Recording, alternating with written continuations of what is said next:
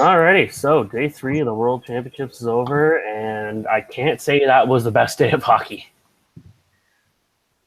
No, not really. I mean, some fun stuff with a couple.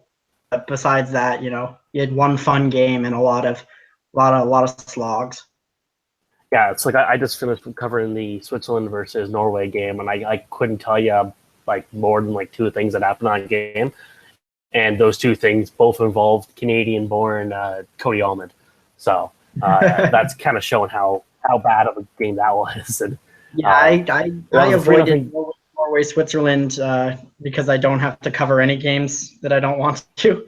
So I avoided Norway, Switzerland, knowing that those 2 teams commonly put me to bed, and I'm not shocked to hear.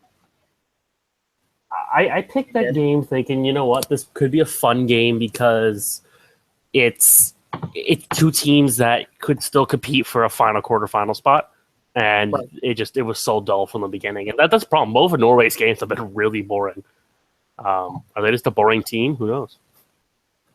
Yeah, I'm honestly not sure. But Norway does this sometimes, right? Like Norway, they don't have any player that is like a standout player. I mean, you could look at the Olims or you could look at like Patrick Thoresen, but really, like they don't have a Zemgus Jorgensens, they don't have a Nikolai Ehlers. They don't have that one young player that, it might be not fun to watch this team, but at least they have blank. That doesn't exist for Norway, really, unless you're like a big Lars Auken fan, and like really nobody is. So, you're asking for it with a Norway Switzerland game. And that's literally all I'm going to say with the Latvia or the Switzerland Norway, because that's pretty much all there was. Exactly. It was dull. You guys can't see it, but I'm wearing a Team Italy jersey for Daniel Bellissimo. And reason why is because I was thinking, you know what, I'll wear this jersey and maybe Italy will do well. I predicted a 7-1 loss for Italy. They actually did worse than that. They lost 10-1. Yeah. That was there was no excitement factor in that game. Like Italy looked at points like they were willing to compete, but at the same time, it just shows how much better the best players in the world are when you bring in Russia and you bring in other teams like that. And it wasn't even close from the start. Yeah, I mean, I'll be honest. I set my alarm for 6 a.m. this morning. I woke up. I looked at I didn't remember exactly what the games are. I looked at the games. I went back to bed. Like I was like, these are decided games. These are games that we don't really even have to play, and those aren't common in the world, especially as teams like France and like Latvia and Germany as well are proving in this tournament. Like not every game is perfectly decided, but Canada versus Slovenia and Russia versus Italy, probably 2 that I'll sleep in for. Unfortunately, I was assigned to cover the Canada game, and I actually missed the first 2 periods, and apparently I didn't miss much close hockey. It was that was quite a one-sided battle. It was a 7-2 game. We saw Mersak's a good player. We know that though. That's no shock on Slovenia, but Canada, Nathan McKinnon gets a hat trick. I didn't think Nathan McKinnon was good in the first game against the Czechs, and I thought he looked really good today. Again, that's another game that's not a lot to say about it. It's like they're putting Calvin Pickard in net again for Belarus tomorrow. It is right, Belarus, or is it France? What's that? It's Belarus tomorrow. And again, it's one of those games that there's an outside shot that Belarus has, but not actually really.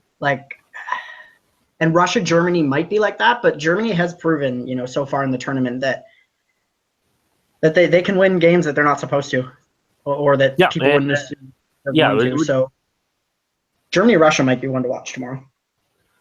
Russia is a team that always looks so good at the preliminary round, and they look fantastic. Like they look strong, they're great. They don't have a whole lot of firing power in this tournament. That's the thing. But let's not forget that they didn't get. They didn't have any of their big stars. They don't have Kovalchuk. They don't have Radulov, just because they didn't want to play. So, no Ovechkin and stuff like that. Although to be fair, I know Italy today, but it's hard to say that a team that puts up 10 goal, like a goal every 6 minutes, doesn't have a lot of firing power. Like it is Italy, but it is Italy. I think Italy, but they got something there. Sheriff Zanoff had 4 goals today, something like that. Like he was a standout today, even if it was You always have to, anytime you're talking about a game against a team that probably shouldn't win or that's going to get blown out, you always have to kind of contextualize it as like Sherab Zanov had 4 goals today, but it was, against Italy, a team that's, the 16th best team, most would say, in a tournament of 16 teams. Yeah, and I'm trying to find the specific stats, but a couple players on Italy got multiple points and still were minus players in this tournament or in this game against Italy. Yeah, I know again plus minus doesn't matter a whole lot, but at the same time, it's funny when you let me find the specific details here. It's Brett Lebda. I know when the Blue Jackets won a game like 8-1 and he was a -1 or something. Yeah, so here's Vadim Shaptov, the guy that just signed with Las Vegas. He got 4 assists and he was -1 in a 10-1 game. Like, how does that happen? Statistically, that's impossible. Unless every single time, that's impossible. If he was a -1 in a 10-1 game, he can't be on for any of their own team's goals. So, but he got 4 assists. So the only way that's possible is if all 4 of his assists, he passed it and then immediately got off the ice on all 4 things. By the time I'm still trying to find 100% confirmation about this. But I'm looking at the stat page, and I'm seeing Vladislav Nemetskov with +2, but he had 4 points. And yeah, that's not possible. Again, there's not possible. In a 10-1 game, how could nobody have better than a +2? Yeah, there's got to be something wrong with the IHF stats on that. I mean, let's put it this way. There wasn't a way to make plus-minus a worse statistic, so I guess them fucking it up doesn't really matter because it's useless anyways. But yeah, they've got to be a glitch there because it's almost impossible that these guys could be getting all these points. They're probably like, don't embarrass Italy. don't embarrass Italy. Just make them all +2s. Okay, I'm getting another game sheet recorded here, and where is it? No, it's 100% true. No player on the team got better than a +2. They won 10-1. That's not fucking possible unless the plus-minus is only counting even strength. Is that what it is? Is plus-minus only even strength? And yeah, you know what? That's what it is because they had 6 power play goals. Okay. That's totally what it is. Is that the plus-minus the IHF tracks is only even strength, which might actually also be true for the NHL, but I'm not 100% on that. It's a useless statistic regardless, but Anyways, well, I'm trying to think. There you go. Other games we saw today. I mean, let's touch on the very key games that we saw today. Actually, before we go to that, I want to say they let Italy let Frederic Luce in for the entire 10 goals against. Russia was the team that made a goalie switch. Who's their backup? Andreas Bernard, who's actually the better goalie of the two. I mean, maybe he's hurt. Maybe he has the flu. I know the flu's going around right now. That's why DaCosta wasn't. What they're just hoping he doesn't. They didn't want to put him in a meaningless game at that point. It's possible, and I think that's the exact reverse reason why Russia changed their goaltender. Right? It's we're up 6-1. We don't need our best guy in there now, and we don't want him to get hurt for any reason. So pull him. Essentially, yeah. And it's let's give Sorokin some chance. And again, what exactly is the purpose here? So yeah, those 2 games done. Yeah, we don't need to mention more about that. France and Finland, let's talk about that in a minute because let's talk about USA Denmark and say, holy crap, what a dud in that game. Denmark is a team where they're pretty much. Yeah, go ahead. I was gonna say Denmark looks like a team that they're in a do or die moment right now, and that's pretty scary this early on in the tournament because essentially they haven't played any of the tough teams yet. And you know what? Yeah, they still have Sweden, they still have Russia, they still have Latvia, they still have Germany. Yeah, their thing is the last couple tournaments they've been playing with house money after a couple games where they'll win a game they shouldn't, or they'll pick up an OT loss instead of a regulation loss, and picking up these little points in different places has led them to a quarterfinals berth last year. They've been avoiding relegation. And it's something I think they'll still be able to do this year, although it's getting a little sketchy, like you said.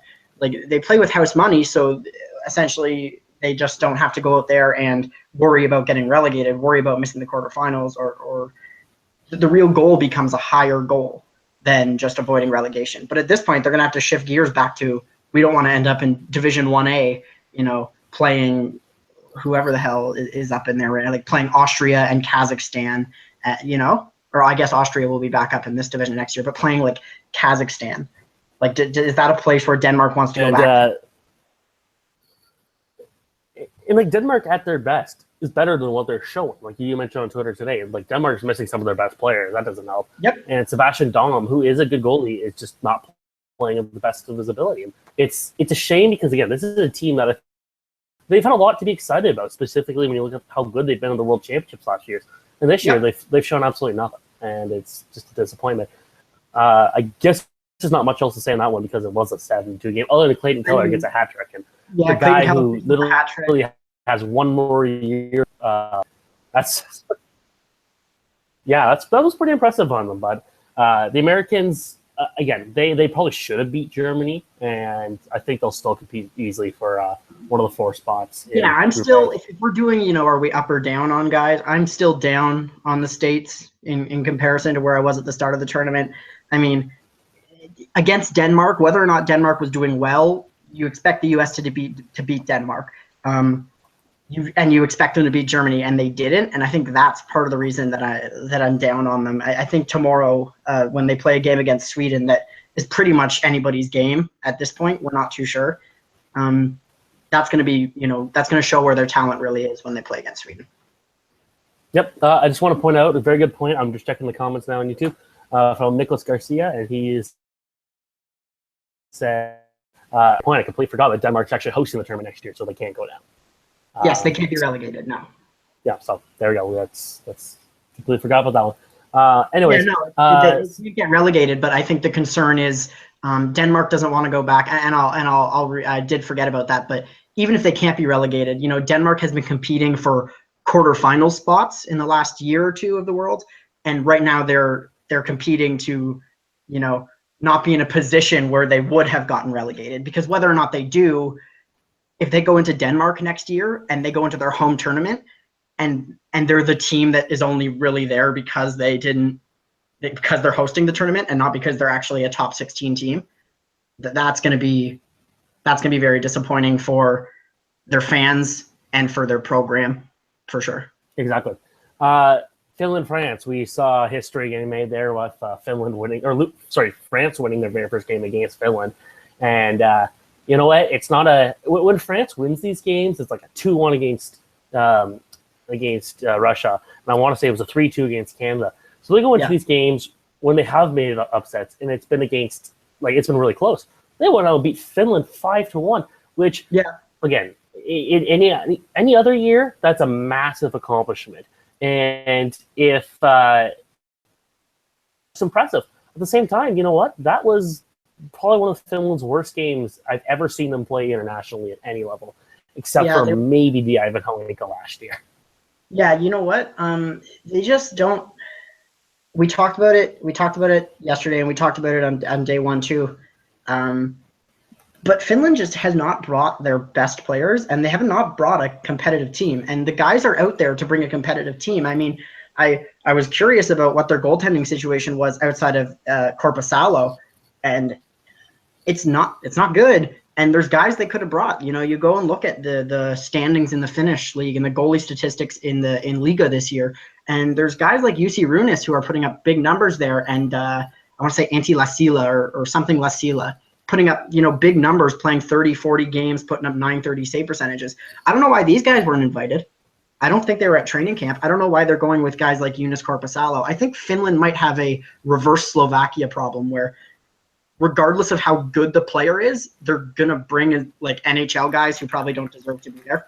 Like Joonas Korpisalo is a AHL goaltender at best right now and a Blue Jackets prospect. And the Finnish team seems to prefer bringing these guys who have NHL hopes or NHL roots over homegrown guys who have come over and played or have stayed in Finland and might be better, like a Jussi Runes. Well, what I'm curious is maybe they're saying, okay, Korpisalo, you're our guy to be our starting Olympic goalie. And because AHL guys are allowed. And I'm thinking, this team is aiming specifically to go to the Olympics. But this is embarrassing. This is a team that, they barely beat Belarus. Right? You can aim to go to the Olympics all you want, and Finland will be in the Olympics. That's not a question. But if they go to the Olympics and they bring Joonas Korpisalo, I mean, they're a country that is known for their goaltending. The jokes about Finland are how they can produce goalies like, they can just like push them out constantly, like all the way back to the days of like Antero Niittymaki. Like it's about, this is a country where the goaltending is what you have to be afraid of. And now it's like, you don't have to be afraid of shit if France can put 4 goals in on a goalie and then a 5th empty netter. Like, I'm not afraid of Finland. I don't know what the hell Finland's doing, and it's disappointing. But like we talked about the last couple of days, it's not surprising. And I think me and you were talking yesterday about this game and saying that France did have an outside chance, and here we are.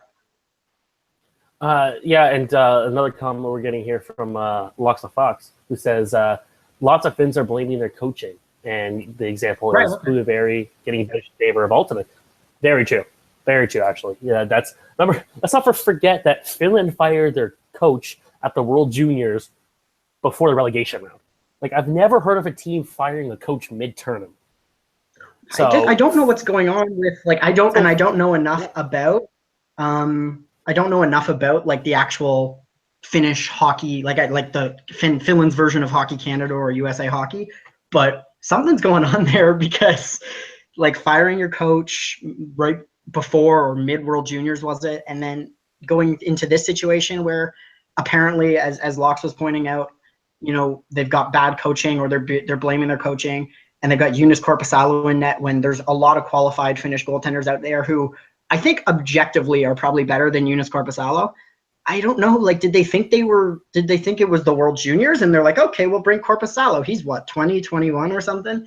Like, are they like, they forgot what tournament it was? They brought the wrong roster. Did they think this was the Euro Hockey Cup Part 4? I don't know, and I don't have an answer, but it's disappointing for their fans for sure.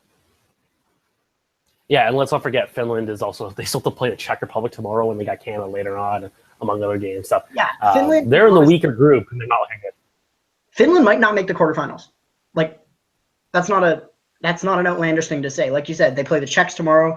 They still have to play Canada. They barely beat Belarus, right? And now they've lost to France. That's, this is a team that's supposed to be, a top 5, top 6 team. You look at Sweden, Russia, Canada, the United States, the Czechs, and the Finns are like, you're kind of like, these are our top 6, right? But yeah, they're barely beating, they're losing to like the 14th seed, and they're barely beating the 12th or whatever. It's crazy. Yeah. And they, the fact that Finland right now, they're not in a quarterfinal spot again. It's 2 games in, it's 3 days into the tournament, but there's got to be some concerns. Anyways, it looks like we're having internet issues, but I just want to quickly talk about tomorrow's games. And I know you've been putting on like little charts of saying who's going to win. So what are your opinions on tomorrow's game?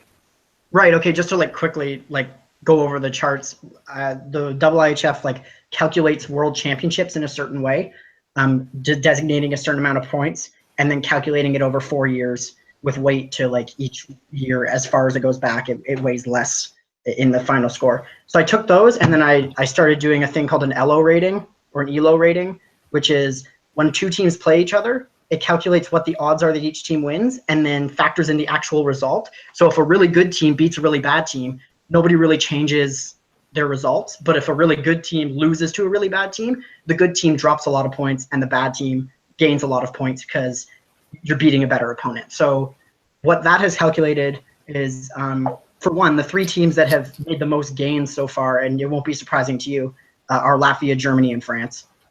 And the teams that have lost the most points so far are the United States, Finland, and Slovakia. And it's pretty common sense. All 3 of those, yeah.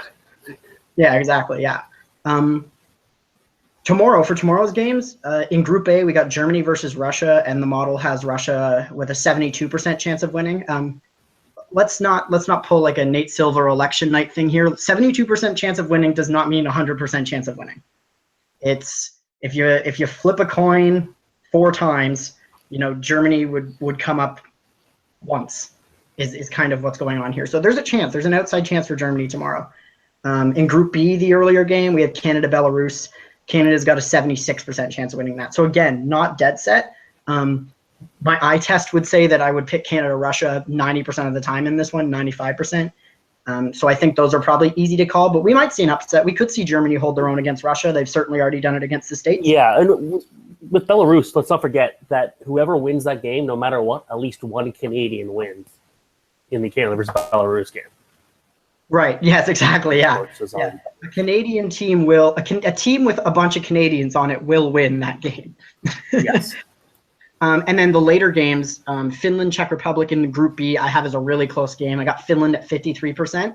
But again, we've seen how they've performed so far. I think they were a 74% favorite against France today. So that really could go either way. I think if I was a betting man, I would probably take Czech Republic here.